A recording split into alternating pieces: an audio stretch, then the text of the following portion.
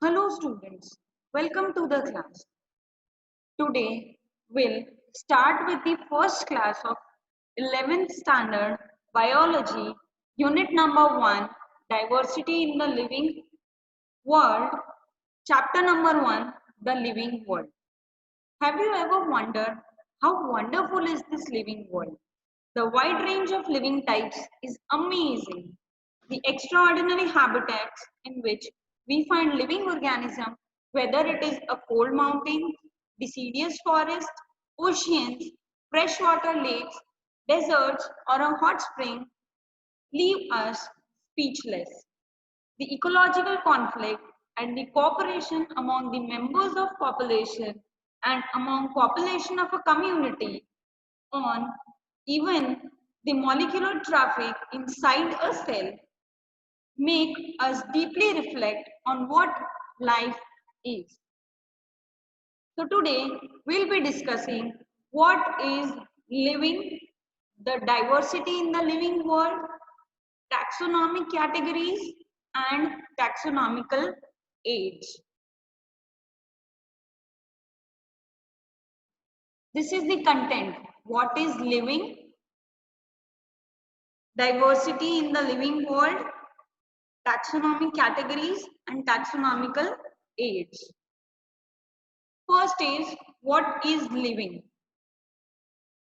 When we try to define living, we conventionally look for distinctive characteristics exhibited by a living organism. For example, growth, reproduction, ability to sense environment, that is, responding to a stimulus, comes in our mind. One can add a few more features like metabolism, ability to self-replicate, self-organize, interact. These all are also the features of living organisms. All living organisms are able to grow. So the most important feature is growth.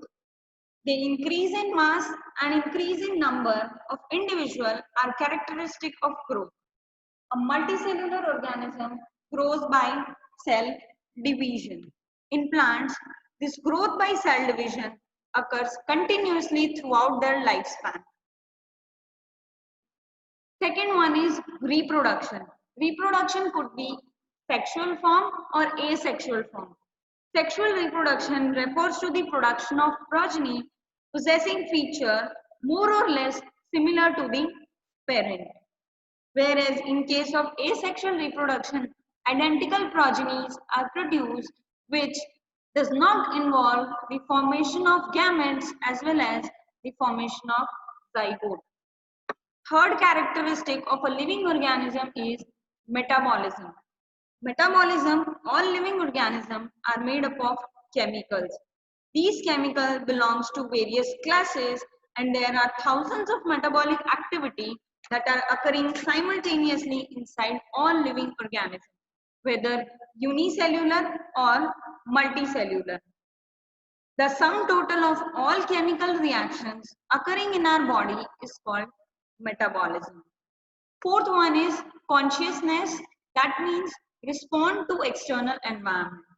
Every organism have the ability to respond to external environment, whether it is a biological, physical or a chemical factors to adapt to environment. Let us discuss in brief each of the characteristics exhibited by living organism. First, growth. As we already know, growth means increase in mass and increase in number. A multicellular organism grows by cell division. Grows by cell division. In plants, the cell division occurs continuously throughout their life, whereas in animal, cell division occurs up to a certain age. However, cell division occurs in tissues to replace lost cells. Unicellular organisms grow by cell division. One can easily observe this in vitro culture. What do you mean by in vitro culture? In vitro culture means growing a cell in laboratory.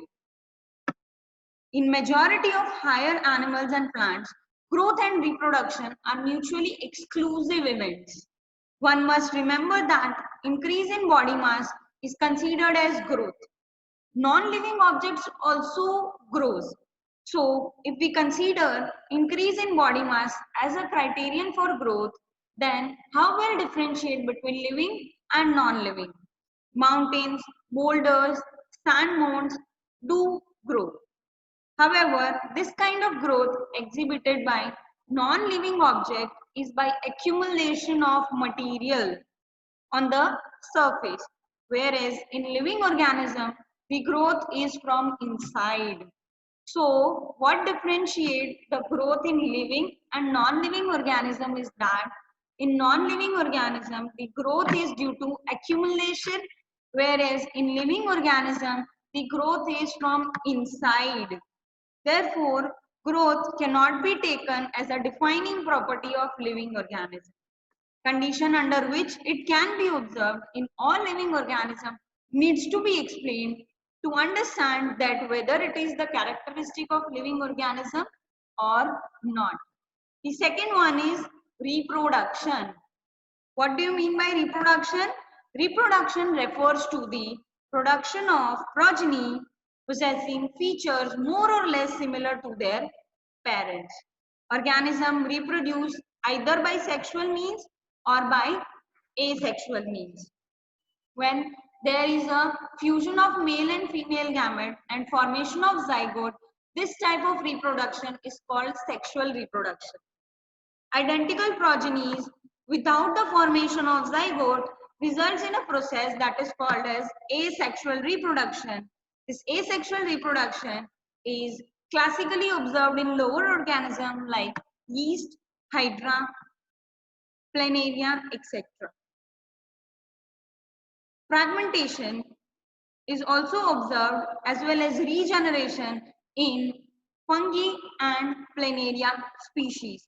The fungi, the filamentous algae, the protonema of mosses all easily multiply by a method of asexual reproduction that is called fragmentation. In case of amoeba, the asexual mode of reproduction is binary fission, multiple fission.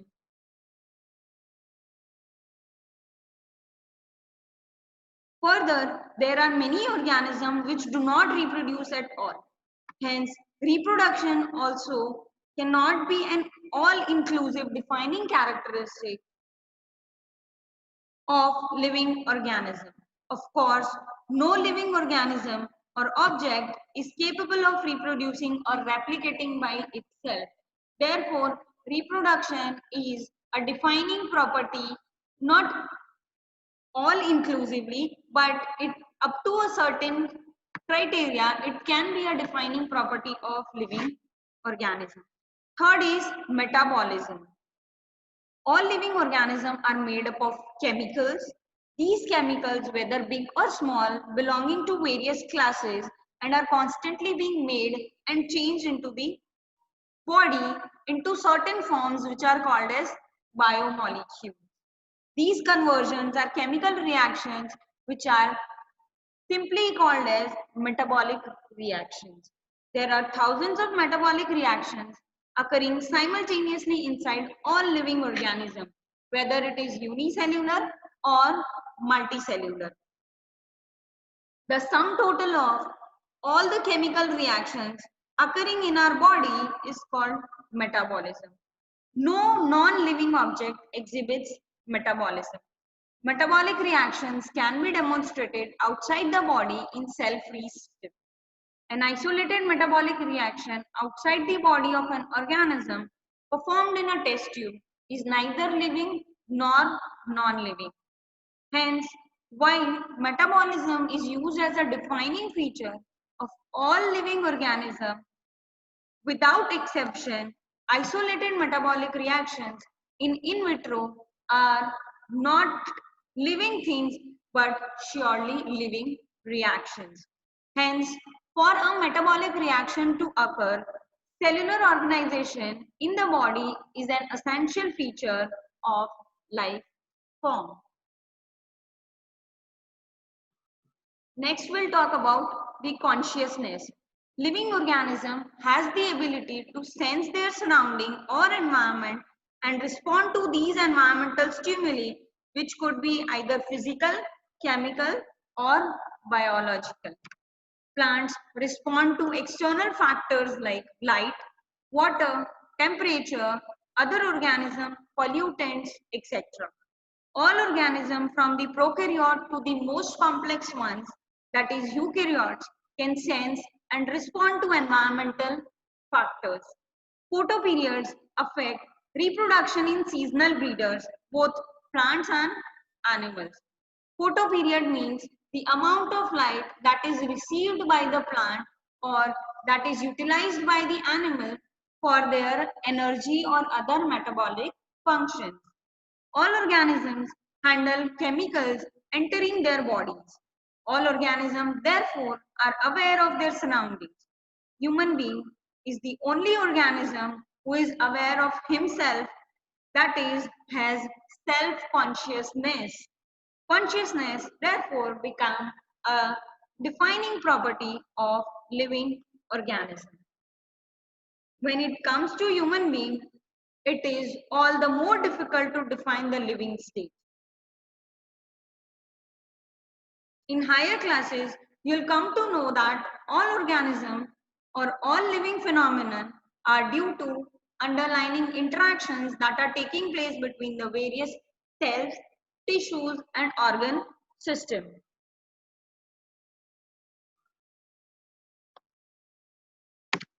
Now we'll talk about topic 1.2 or second topic, that is diversity in the living world. If you look around, you will see a large variety of living organisms, be it a plant, insect, birds, animals, etc. There are also several organisms that you cannot see even with your naked eyes, but they are all around you. For example, microbes, fungi, bacteria, viruses. These cannot be seen with the naked eyes, but they are present in our surrounding environment.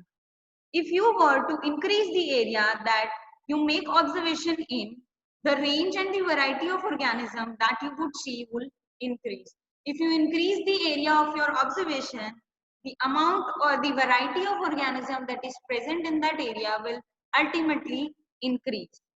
The number of species that are known and described ranges between 1.7 to 1.8 million. These refers to biodiversity. What do you mean by biodiversity? Biodiversity refers to the number of known as well as described species, and the variety of species ranges from 1.7 to 1.8 million. As stated earlier, there are millions of plants and animals in the world, and as we know that the plants and animals in our area by their local names. These local names could vary from place to place, even within a country. Probably you would recognize the confusion that would be created if you did not find ways or means to talk to each other or to refer to organism we are talking about. Hence, there is a need to standardize the naming of living organisms such that a particular organism is known by the same name all over the world. This technique of naming an organism is called as nomenclature. Obviously, nomenclature or naming is only possible when the organism is described correctly and we know that what organism the name is attached to. This is called as identification. For a nomenclature to occur correctly, first there is a need for identification of species. So, this is acceptable to all biologists all over the world, a common classification scheme or a common nomenclature scheme for each and every species present in the living world. For plants, scientific names are based on agreed principle and criteria which are provided in the International Code for Botanical Nomenclature, also called as ICBN, International Code for Botanical Nomenclature. Whereas in case of animals, it has been provided by International Code of Zoological Nomenclature, ICZN. These scientific names ensure that each organism has only one name that is popular throughout the world. Description of any organism should enable the people to arrive at the same name. If you describe the characteristic of a particular organism, then each and every individual studying those organisms should come to a single name so that there will be no confusion during any scientific research that is occurring throughout the world. They also ensure that a name has not been used for any other organism. Same name should not be used for any other organism. Now we'll talk about the binomial nomenclature of classification. Biologists follow universally accepted principle to provide scientific names to known organisms. Each name has two components. Each name in a binomial nomenclature has two components. The first is generic name and the second is specific epithet. This system of providing a name with the two components is called as binomial nomenclature. The naming of system was given by Carlos Linnaeus and is being practiced by biologists all over the world. Now, let us understand the rules of the nomenclature. Biological names are generally in Latin and should be written in italics. Second is, the first word in a biological name represents the genus and second denotes specific epithet. Third criterion is both the words in a biological name when handwritten should either be underlined or printed in italics to indicate Latin origin. Fourth is the first word of the genus starts with the capital letter while the specific epithet starts with a small letter. So what are the criteria? Let's brief out. Biological names should be in Latin and should be written in italics. The first word in the biological name represents genus and the second denotes specific epithet. Both the words genus and species should either, when handwritten, should be underlined or printed in italics to indicate Latin origin. First word of genus starts with a capital letter, whereas the second word starts with a small letter. First with a capital letter, second with a small letter.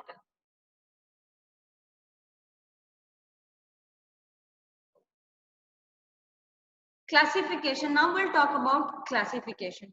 Classification is the process by which anything is grouped into convenient categories based on easily observable characters. So on the basis of certain criteria, certain groups are made and they are classified on the basis of criteria into various groups. This is the simple definition of classification. For example, we easily recognize groups such as plants or animals, dogs, cats or insects. So they are categorized into certain groups. The specific term for these categories is taxa.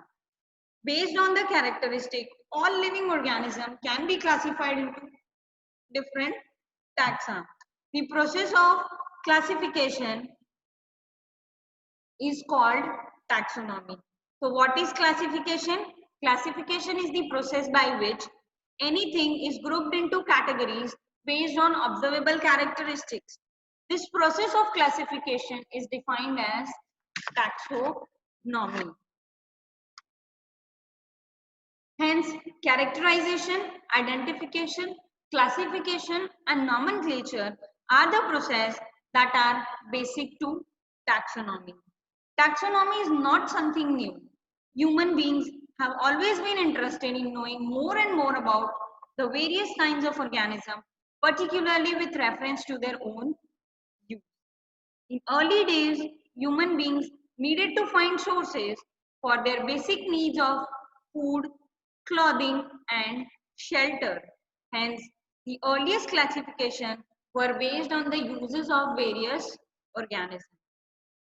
Human beings were since long not only interested in knowing more about different kinds of organisms and their diversities, but also the relationship among them. This branch of study which deals with the different kind of organism and the relationship between the organism is defined as systematics. The word systematic is derived from Latin word systema, which means systematic arrangement of organisms. Renosh used Systema Naturae as the title of this publication. The scope of systematics was later enlarged to include identification, nomenclature, and classification. So, systematics takes into account evolutionary relationship among the organism. How an organism have evolved in consideration with its surrounding as well as with relationship to other organisms. These all aspects are dealt in a branch of science that is called as systematics. In the next class, we'll talk about taxonomic categories and various taxonomical aids. Thank you very much. I hope this session was very clear to you. If you have any doubt, we can clear your doubt in the upcoming sessions, or you can approach me whenever and whichever time you wish. Thank you very much.